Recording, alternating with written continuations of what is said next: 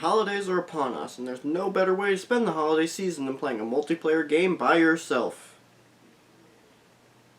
I desperately need to go outside.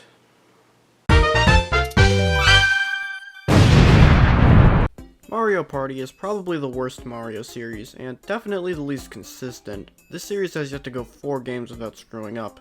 But despite everything, I adore this series. I couldn't tell you why, but with Mario Party, everything just clicks for me. At this point, I'm borderline obsessed. I've played every single game in the series, except the e-reader one. One day. I love the board gameplay and the different strategies that need to be employed in each different game. I love the minigames and how versatile the selection in each title is.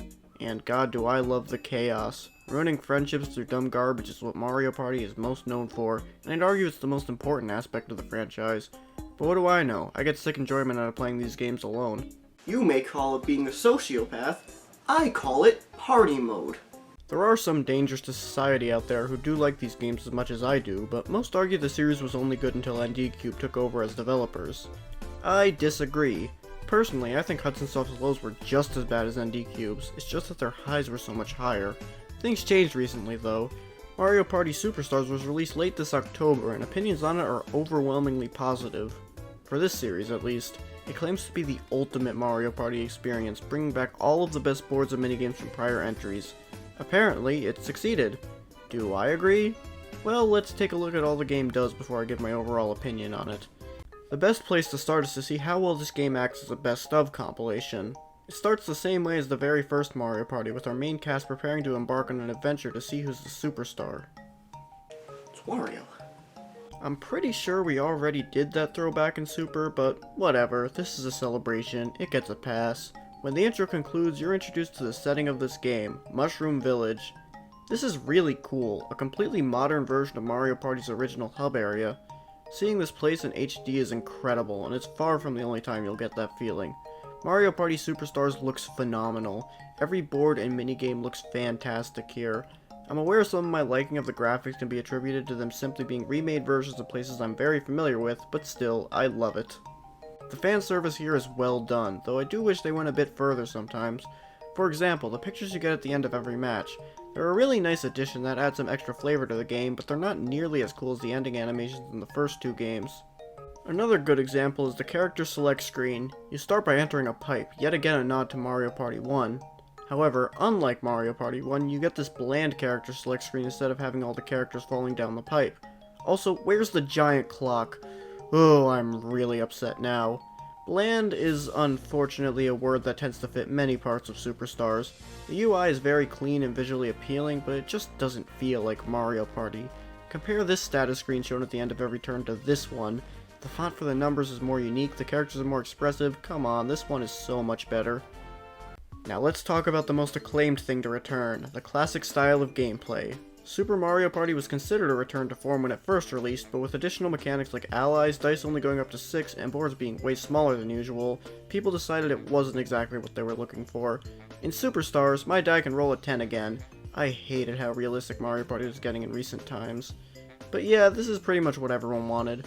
Board gameplay is solid, nearly identical to that of Mario Party 3. Players roll dice to move around the board, collecting coins along the way, trying to reach and buy stars. Each turn ends with a minigame, and the player with the most stars at the end of the game wins. Items can be obtained through item spaces or shops. Boo can be paid to steal coins or stars from other players. Different types of minigames are played at the end of each turn depending on which spaces the players landed on. And that's basically it on how Mario Party is played.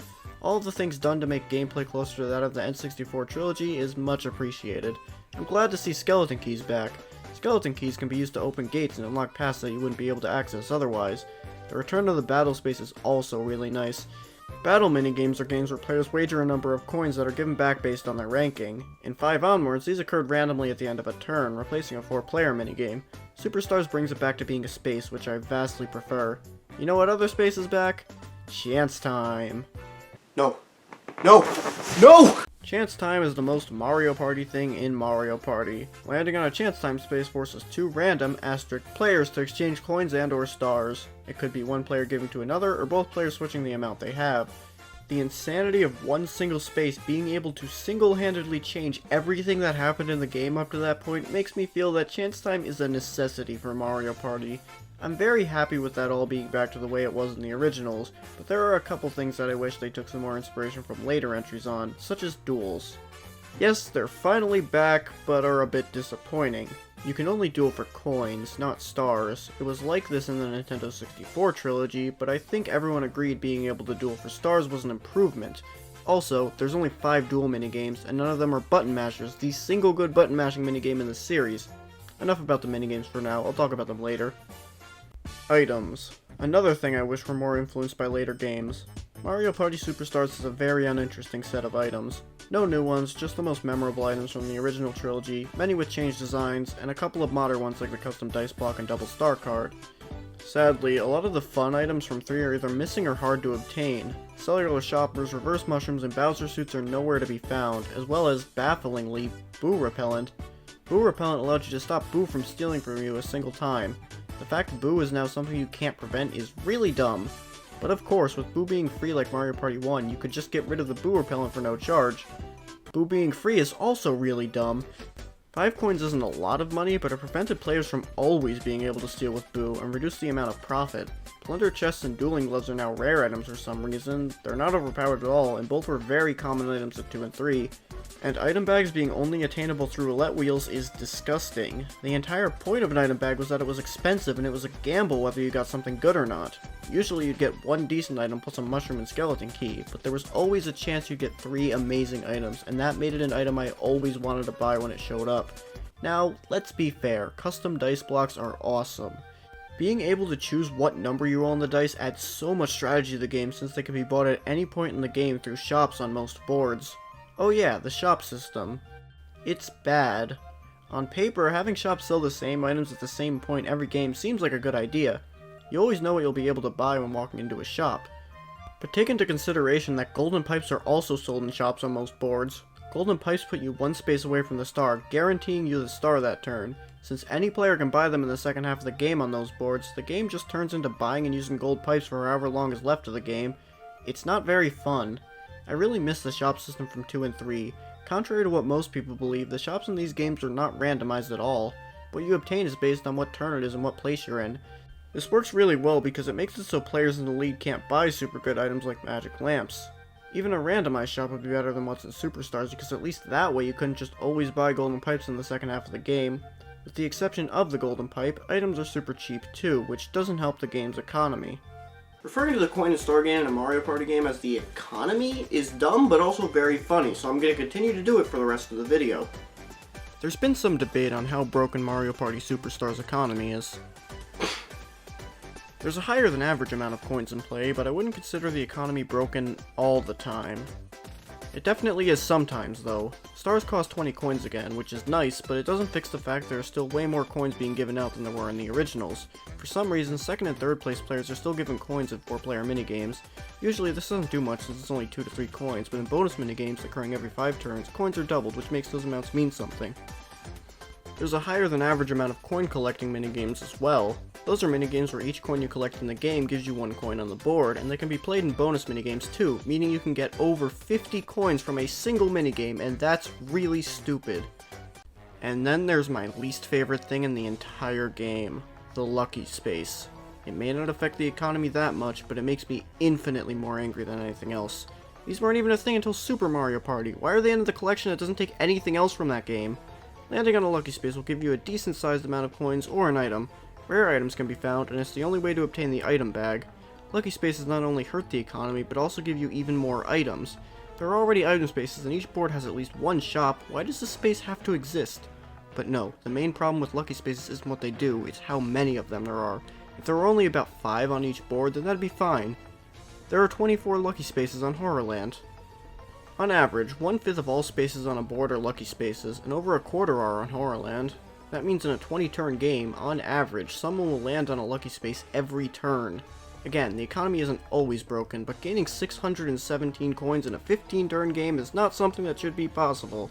Nintendo, ND-Cube, if you are watching this for some reason, I have come up with a solution. Actually, this guy Swiftjar already uploaded a video discussing this and provided the same solution, so now I'm angry because I came up with the idea on my own and now I'm not the first person to say it. One thing I noticed when starting a board is how much customization there is in this game. Definitely a step up from Super, where you could choose to play 10, 15, or 20 turns. So many options. Handicaps are back, as well as the ability to turn bonus stars off. I don't touch those two settings, but they're still nice to have. There's a new setting for bonus stars though, classic bonus stars. Turning that on will have the bonus stars at the end of the game be the same ones used in 1 through 5 instead of being selected randomly like in 7 onwards. You also have the ability to select what types of minigames are played. Like the other ones, I usually leave it set to all, but maybe you're playing with less skilled players and want simpler games, or maybe you want to eliminate as much luck as possible by only allowing skill-based games. There's a hefty amount of customization already in Mario Party Superstars, but now I want more. Being able to create a custom set of minigames that appear on the boards would be awesome. Maybe you could even select which items appear or don't appear in shops at all, turn certain spaces off, turn bonus minigames off, turn every blue space into a chance time space. Nintendo won't give us this much customization out of fear of what I'll create. My only issue with the customization as is this liar of a clock. Don't let him fool you. I was really hoping they would bring back the brisk pace of Mario Party 1 and 2. While it may say you can get through a 20-turn game in an hour, and against CPUs on the fastest setting, you might be able to, but if you're playing with human players, it's going to take you nearly 2. While many time-consuming elements from Super have been removed, the game still moves at a snail's pace. So many more animations have to play out than in the originals. Some of the little details are nice, I'll give them that, but I would vastly prefer a faster-paced game. On the topic of small details, I'd like to point out some of them that I appreciate. At the end of the game, Toad will tell you what each player specialized in during the game. It doesn't change anything, but I still like it. For the first time in the series, the board music changes in the last 5 turns, and the remixes are really good.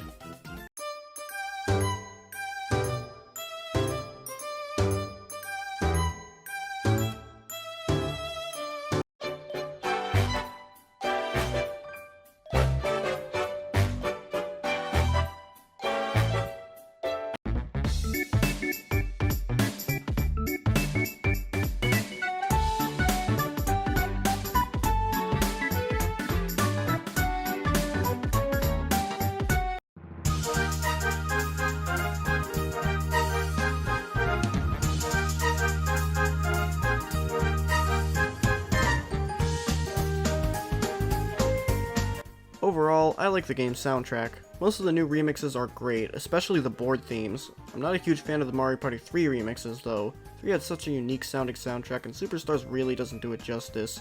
I don't really like the title themes either. They just sound too techno, I guess.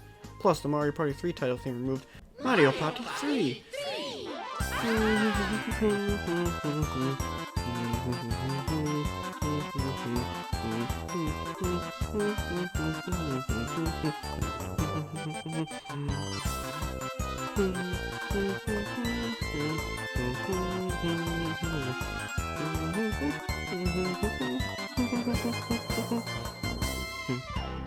Online play. There's quite some customization for online games. Every mode in Superstars can be played online, and most can be played with randoms, including the boards. The standard party mode being available online with random people is huge, and maybe put more time into this game than I should have and would have otherwise.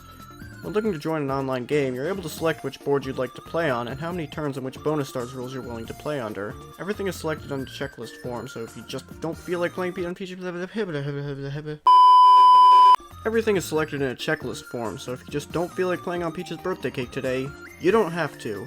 This is the way to do it, but I have one issue. The options for turns and bonus stars are hidden behind a More Options menu, and while your board selection is saved between games, those aren't.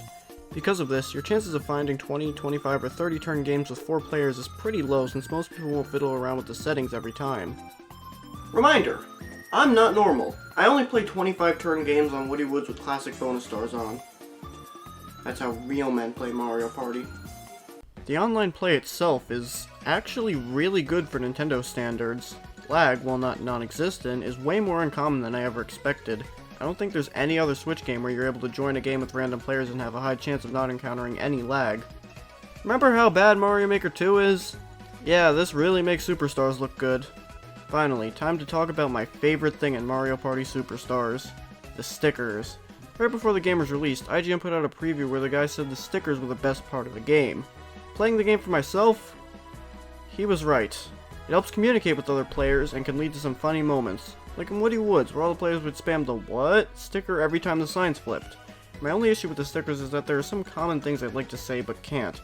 Luckily, most common words have stickers, such as nice, wow, and fweet. I'd like a sticker that shows indifference though. All of them are either positive or negative responses. A gotta go sticker would be really helpful too.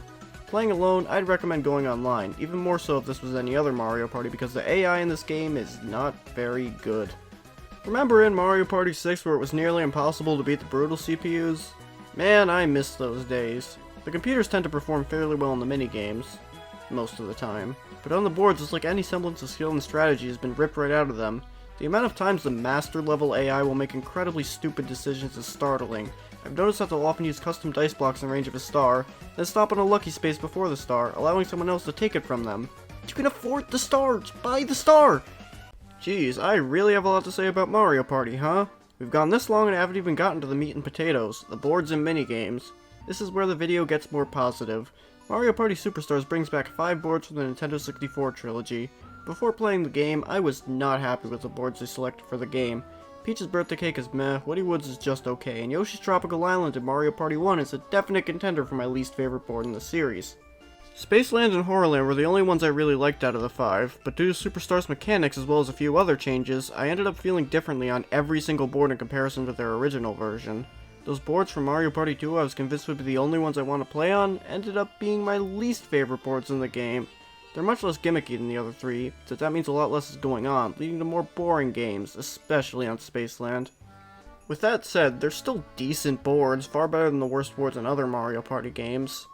Some boards have pretty significant changes made to them. Going in, I wasn't expecting there to be shops in the Mario Party 1 boards, but I was pleasantly surprised. That alone fixes a lot of their issues, and both were further improved too. Peach's Birthday Cake moved the location of its split path further back, and if you get unlucky and get the bad path, it's actually a shortcut in this game. In the original, you had to loop around Bowser's Island and then go through the lottery again. Superstars just spits you out back near the star, meaning in many situations the Bowser path is preferable. Every board is at least alright, yet I can't say a single one of them was great. They all had some minor issues weighing them down. Even Woody Woods, my favorite board in the game, suffers from gold pipe spamming more so than any other board. Still, a solid selection of boards, and a great variety too. No two in this game feel alike. One of the largest complaints I've seen about Superstars Online is the fact there's only 5 boards. Yes, that's a small number, but they're 5 distinct boards that are all fun to play on. How many Mario Party games can boast that? The answer is 4. I didn't have an issue with the number of boards, except they only took 1 board from 3 and 2 from the other 2. Man, who could have seen that coming? It's not like Nintendo only pays attention to 1 and 2 despite 3 being the best one. No, they would never do that. Many people are theorizing that there will be DLC boards. A while ago, I would have doubted this. Then I saw the eShop page says there's downloadable content for the game, so I think that does make it pretty likely. Everyone has their own picks, and I'm not choosing mine based on what everyone wants. Keep that in mind. It's important to consider not only the board's quality, but also how it would play with this game's mechanics and if it's different enough from the boards already in the game. In fact, I'd argue the quality matters little since the devs can just fix the bad boards. I don't think we'll be seeing more than 1 DLC board from each game, so here's what board I'd pick for each. Mario Party 1 is more of a process of elimination. DK's Jungle Adventure is too bland, Eternal Star is too complicated, Wario's Battle Canyon is too terrible, and Luigi's Engine Room is too similar to Woody Woods. That leaves Mario's Rainbow Castle and Bowser's Magma Mountain. My choice is definitely Bowser's Magma Mountain, since it's the only half-decent board in Mario Party 1, and therefore my favorite. The shortcut system could end up working even better thanks to the higher coin gain, and the higher movement would help get around the board quicker and make bad luck sting less. I definitely wouldn't be opposed to Rainbow Castle making it in though. The music and theme are some of the best in the entire series, and there are a lot of strategies you would be able to employ with items. For Mario Party 2, I'm gonna make a controversial pick. Mystery Land. Probably the least liked board, but I really like Mystery Land. It's luck-based, sure, but items allow you to add strategies in the original, even more so with the availability of golden pipes and custom dice blocks in Superstars. Also, Mystery Land's theme might be my absolute favorite in the franchise. 5 foggy islands located above an endless forest containing some of the world's unexplained mysteries? That's a theme and a half. Bowser Land needs to be mentioned though, as it might be my pick if I hadn't already chosen Magma Mountain. 2 Bowser boards out of 8 would be redundant. Basically, I'm just hoping for one of these 3 pairs, leaning towards this one. Mario Party 3's board was a lot easier to decide on. Waluigi's Island. This is my favorite Nintendo 64 board, and it would work incredibly well in Superstars. No matter how slow Mario Party gets, I think it's impossible to make this board uninteresting. My only problem with the original is how unforgiving it can be sometimes. Since Superstars gameplay is more forgiving, this has the potential to be the perfect Mario Party board. On the topic of Waluigi, screw Waluigi. God, do I just want to shatter his ribcage with a baseball bat. I want to shove Waluigi onto the ground and kick him in the stomach while he begs for mercy. I want to shove Waluigi out of a moving train, breaking all his bones and leaving him to die. None of this is influenced by personal experience at all. Nope. Not one bit. I know many people are wishing for boards from the GameCube games, but I don't see that happening. Why? Well, 4's boards all take place on a gray grid hovering over a background, and most boards from 6 through 8 have different ways of getting stars not present in any boards already in the game. Yeah, 5's boards and a few from 6, 7, and 8 could make it in, but with 1 or 2 exceptions, those boards just aren't that interesting. Finally, let's talk about the game's tagline, the 100 minigames featured. NDCube tried to do this already with the top 100 on 3DS. While I try not to give my opinion on games I'm not currently reviewing, I think it's necessary to say that Mario Party, the top 100, is awful, complete garbage, and probably the worst game in the entire Mario franchise.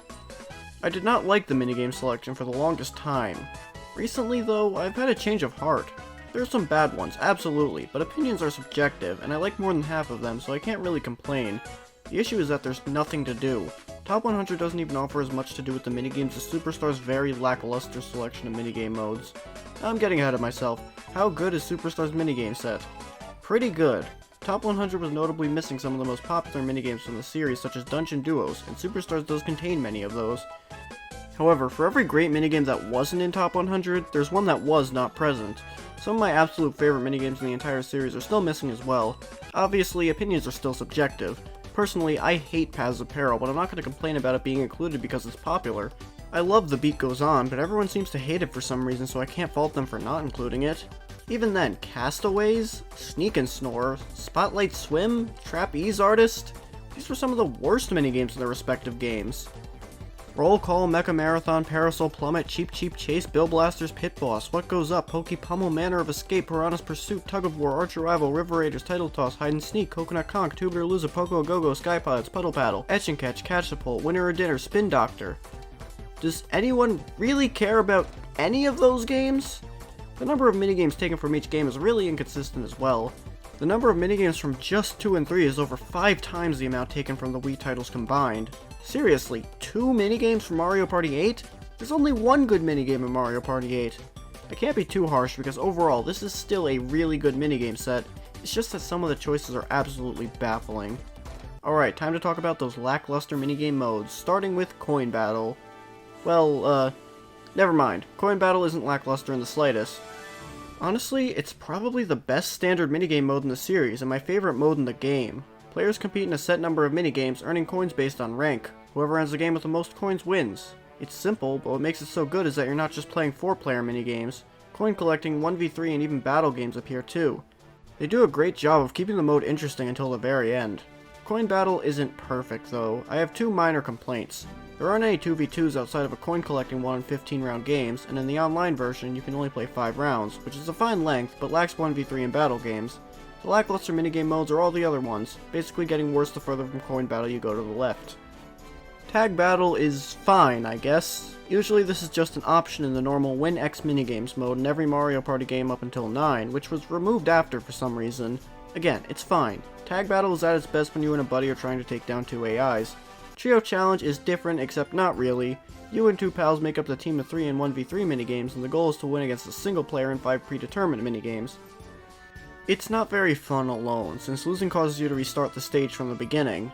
That's really dumb because there's both luck-based minigames included, and most of the time when you lose, it's not even your fault, it's the computer's fault. I'd only play this one with 2 other humans. Sports and Puzzles. Why did this have to be its own mode? Was there anything stopping them from just putting the extra options for the games in the free play mode? Either way, I do not like the minigames they chose to bring back here. I don't like Beach Volley Folly, but it seems to be popular, so whatever. Ice Hockey is good, and I'm completely indifferent to Shell Soccer. The puzzle minigames are the ones I really have a problem with. Out of all the puzzle minigames in Mario Party, they chose the 3 worst ones. Ah, yes, my favorite puzzle game, Mash Up. I have a hard time getting Blockstar to do what I want it to do, and while Stick and Spin is mechanically solid, it just tends to go on for way too long. The music's really good though. 2 of the minigame modes are only playable online. The first is Daily Challenge, a fairly pointless mode. You face off against people in a group of 3 minigames that change every day. With how long it can take to find players, it's really not that worth it for 3 lousy minigames. Sure, maybe there's 3 minigames you really like up there, but I'm just gonna pick Coin Battle every time because then I get 5 minigames. The other online-only mode, Survival, isn't any better. The idea is more unique. This time your aim is to survive the minigames at all costs. It would be just another whatever mode, but you have to wait for players to join before every single minigame. I'm probably not going to ever touch this mode again because it just takes so long for minigames to start. As a whole, I'm very disappointed with the minigame modes in Superstars. Honestly, they're probably the thing I'm most disappointed about. Why not bring back fan-favorite minigame modes? I'd love to see the bingo game from 6 or the flipping game from 8. Decathlon seems like a no-brainer, and once more, where's the standard WinX minigames mode? Yes, I know it keeps track of wins in free play, but it's not the same. When the topic of DLC comes up, I've only seen people wishing for boards. Personally, I'm fine with the amount of boards already in the game. I'd like one more from 3 and I'd welcome more for sure, but I'd much rather have more minigame modes or more modes in general. Mario Party Superstars has just enough content for me not to be unsatisfied. If there was one less board, a few more of the best minigames missing, or no coin battle mode, then I'd be complaining about the amount of content way more. As is, I still feel kinda disappointed, but I can justify picking up the game every now and then. But come on, I only want like 1 or 2 more minigame modes plus an additional mode. Why not bring that mech duel mode back from 5? Why not add some fun extras like an 8? Why not take literally any of the modes from Star Rush? They could all be amazing if you just expanded on them a little bit. I would pay a full $60 for you to bring just Coinathlon back. Make it its own game. I don't even care. I want to play Coinathlon with 4 players. It's one of, if not the best mode in the entire series. But no, it's from Star Rush. There are no good ideas from the handheld Mario Party games. There's no reason to ever look at them again. I think I'm done. After all that, what is my final opinion on Mario Party Superstars? It's good. There's a lot to complain about, but the game does everything important well enough, so I can say I recommend it. Is it the return to form everyone wanted? Yeah, I'd say so. It may be slow and unbalanced, but this is the classic Mario Party gameplay everyone wanted. If I'm being honest, I don't really want the classic gameplay to be in every single Mario Party game. Now that ND Cube's got the formula down, I think they should create more zany Mario Parties every so often. Nintendo, please make Mario Party Star Rush 2 and make Coinathlon the main gameplay mode. Anyway, Mario Party Superstars isn't one of my personal favorite games in the series, and I doubt it ever will be, but I'm glad people are enjoying the game as much as they are, and it's for sure one of the better Mario Parties out there. Whew, that's everything. I'm done. No, I'm not. One more thing, the staff credits. A weird thing to bring up when reviewing a video game, I know, but I love the staff credits in Superstars. It goes through the first 10 console Mario Parties, playing an ending-like remix of a theme from each of them. Pictures fill the book and clicking on them changes them from the original to the modern version. And that last message makes me feel really nice. You are the superstar. I'm the superstar! Wario, no! I'm the superstar!